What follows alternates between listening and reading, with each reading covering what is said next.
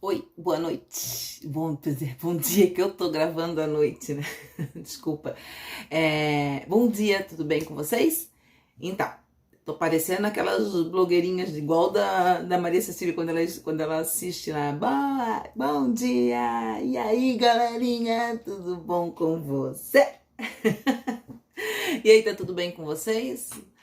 Tranquilinhos? Então tá. A gente partiu do romantismo, né? Da prosa romântica, nós paramos lá, já fizemos atividades, deixei atividades lá para vocês. Não mandei mais porque agora nós vamos entrar em outra escola literária e aí eu quero que vocês, né, fiquem. Acompanhem, né, as atividades juntamente com o conteúdo que eu passar para vocês, tá certo? Então não se preocupem porque amanhã vai estar no Mentor as atividades também sobre sobre o realismo, tá? E aí naquele mesmo esquema, eu vou mandar o gabarito das anteriores da prosa romântica para vocês compararem. Depois a gente tira alguma dúvida sobre ela. E aí eu vou mandar do realismo para que a gente, sem gabarito, que daí vocês fazem. E aí vocês façam, né? Para vocês fazerem, perdão. E aí, tô cansada, gente, trabalhando o dia inteiro hoje. Para vocês depois compararem com o gabarito também, tá bom, meus amores? Então vamos lá, bem rapidinho aqui. Nós vimos na literatura do romantismo, vocês já estão cansados de saber quais são as características do romantismo, né? Acompanhem aí nos slides que eu mandei para vocês. Vocês estão mais do que expert em romantismo, ok? Tanto europeu, quanto português, quanto brasileiro, certo? E aí agora nós vamos entrar numa outra escola literária que ela vem contrapor totalmente ao romantismo. Ela vem colocar no chão toda aquela idealização, lembram que a gente comentava em sala de aula, né? Enfim, vem trazer que de fato é a sociedade. Então ele passa a ser, o autor desta fase, ele passa a ser um observador, tá? Ele começa a documentar o que ele analisa, né, na sociedade, a burguesia, enfim, tudo que o romantismo idealiza, a prostituta que vira até a personagem principal, que ele consegue fazer isso, uma mocinha, né, justificar, José de Alencar consegue identificar. Nessa outra fase do realismo, ele vai mostrar que não é nada disso. Então nós teremos no realismo, todas as características vão se contrapor, tá? Elas vão contrapor com o romantismo. Elas são totalmente diferentes do romantismo, ok? Então, tudo que é subjetividade é objetividade, o que é o sentimentalismo é a razão, acabou. Ele bota no chão todo aquele sentimento. O que é nacionalismo, ele bota como universalismo. Então a gente tem que analisar, ele vai analisar a sociedade. E é uma parte mais psicológica, vamos dizer assim, tá? Ele analisa, os personagens dele são, do autor desta fase, eles são psicológicos. Então ele vai analisar, ele é um narrador onisciente, ele descreve e ao mesmo tempo ele conhece tudo do seu personagem, tá? Então, quando a gente trabalha o realismo, a gente vê que ele trabalha a objetividade sem nada, tudo que dá indícios, né? O ano passado caiu uma questão no vestibular da UDESC que mostrava, tinha uma característica, até teve um aluno que veio perguntar para mim por que aquela não era certa, professora. Pô, quando ele colocou aqui todo subjetivismo, não, subjetivismo é totalmente, tá, do romantismo, não tem nada de realismo.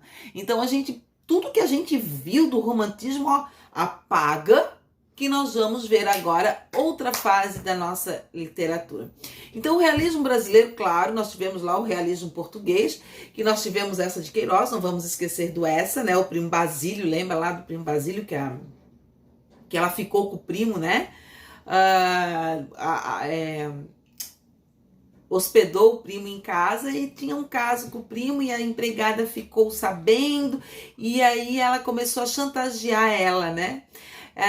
Depois nós tivemos o Crime de Padre Amaro, lembram? Que foi muito forte, né? Que a gente analisou bem essa obra, conversamos bastante sobre essa obra. E o realismo ele faz uma crítica forte contra a igreja, que nós temos lá a religiosidade no romantismo, no realismo vai acabar com tudo, tá certo? Então, acompanhem aí que nesta aula nós vamos ver somente as características e o contexto histórico, tá? Vou mencionar o autor, principal autor daqui, os autores, na verdade, mas o principal que fez valer o nosso realismo único, né? Vou mencionar aqui e na próxima aula, então, eu vou falar um pouquinho de cada autor e já vou entrar para uma outra escola literária. Fechou? Então, vamos lá. Realismo brasileiro se deu em 1881. O que estava acontecendo no Brasil nesta data quando o realismo surgiu, gente? Lá no slide, a gente pode ver, se vocês estiverem acompanhando os slides aí junto comigo, vocês podem analisar que nós temos ali a parte onde a cidade, né, ali na frente do palácio, enfim, onde ficavam os nossos governantes, né, nessa época que já é a época do imperador, tá?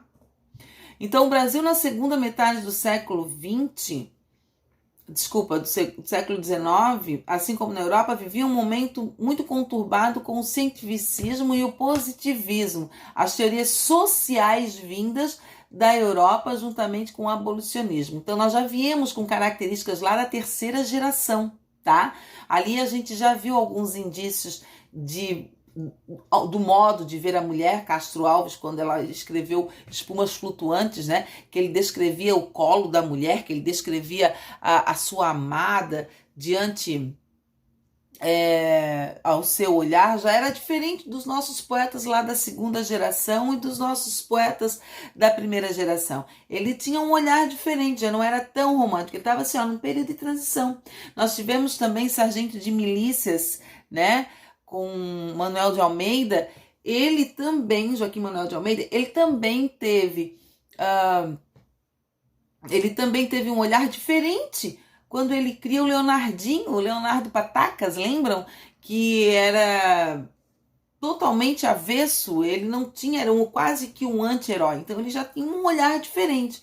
E aqui, por conta disso, né, eles começaram a ter, né, começaram a ter os escravos serem abolidos, a Guerra do Paraguai, nós tivemos a Lei Áurea, né, tudo estava, e o Brasil estava com um ideal republicano e a crise da monarquia, então ali a monarquia já estava caindo. Vocês sabem melhor do que eu a história desse período, né, como eu sempre falo em sala de aula, vocês me dão aula de história, né, com os professores de história que vocês têm bárbaros, né?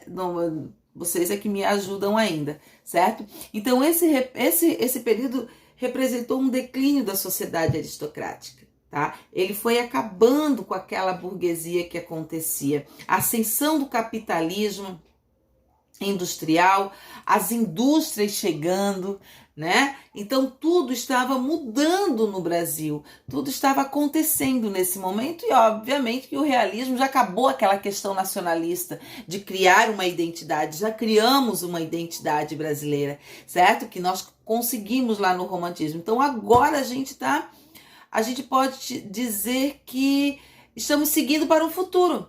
E é o que o nosso autor aqui vai ter esse olhar, um olhar futurista. Ele vai ter um olhar lá na frente, tá? E também o que acontece? Quando os escravos foram abolidos, começou então o assalariado, né? Então aí já começaram os grandes cafés, né? Os senhores de cafés, eles se tornaram então empresários agrícolas. Isso tudo foi mudando, certo? Então as nossas características do realismo. A linguagem é direta e objetiva, nada de subjetivismo, direto e objetivo.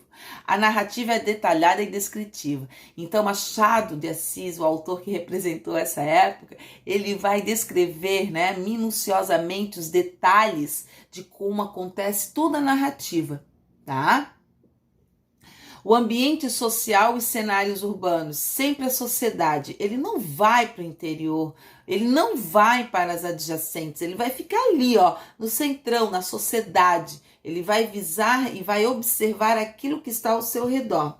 Críticas à realidade, claro, à sociedade da época, que ele faz em Memórias Póstumas de Brás Cubas, que foi a obra que abriu o nosso o nosso realismo. Ele foi classificado como uma crítica, né?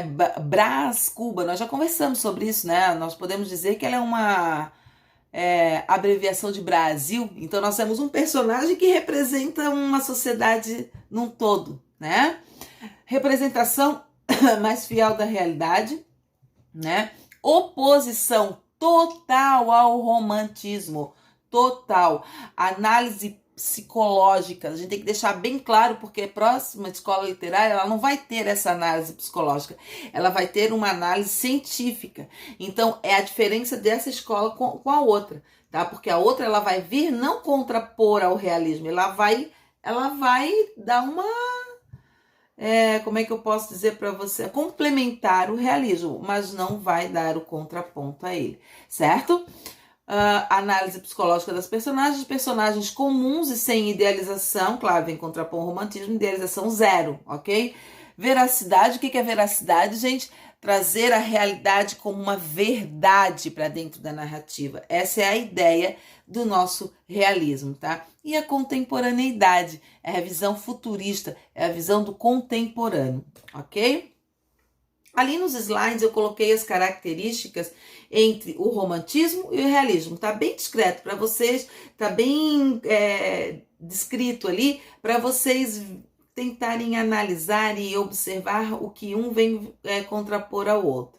O que um é realidade, o realismo, o romantismo dá ênfase à fantasia, o realismo à realidade, o romantismo predomínio da emoção, o realismo predomínio da razão e assim sucessivamente, tá? Depois vocês dão uma olhadinha nessa comparação. Quem estiver me acompanhando, ótimo, a gente pode ver ali, ó, né, o retrato fiel, os personagens são retrato fiel no realismo, enquanto o romantismo são idealizados. Engajamento, uma forma de transformar a realidade, né, uma literatura como forma de transformação, enquanto o escapismo, a literatura como fuga da realidade. O escapismo dentro da literatura é fugir desta realidade, tá? E aí nós temos os autores, né? Ali eu tenho vários autores que também já são da próxima geração, mas um que é em especial ali, né? O nosso Machadão, esse nosso... são lindos, né? Esquemão. O Machadão, ele é lindo. Ele é maravilhoso. Eu amo ele. Sou suspeita a falar dele. Depois nós vamos falar e conversar um pouquinho mais sobre o Machado de Assis. Tá certo? Então ali nós temos os outros autores, né? Tanto o Raul Pompeia quanto a Luiz de Azevedo. Tem um outro ali em cima que eu não vou dar importância, tá? Mas a Luísio, Raul Pompeia e Machado de Assis são autores que caem bastante nas obras de vestibulares, enfim, como vocês sabem, né? Então nós temos ali a foto de Machado de Assis, que foi o único representante do realismo brasileiro, tá certo? Ali eu só coloquei uma foto bem bonita dele, tá? Para vocês analisarem, para vocês direm como ele era lindo, né?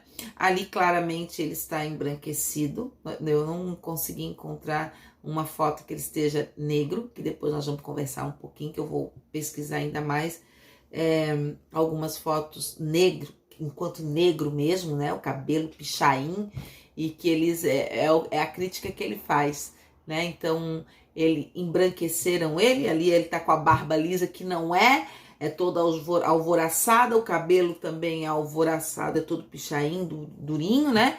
É a característica do negro que ele tem. E eles ali embranqueceram totalmente nosso Machado, tá certo? Então, gente, nós temos ali as atividades, eu vou colocar sobre o contexto histórico e sobre as características, eu vou colocar lá só algumas atividadezinhas, tá? Aí quando eu colocar a do Machado de Assis, aí eu vou colocar algumas partes dos trechos de obras, enfim, para vocês estarem interpretando e tá, num todo.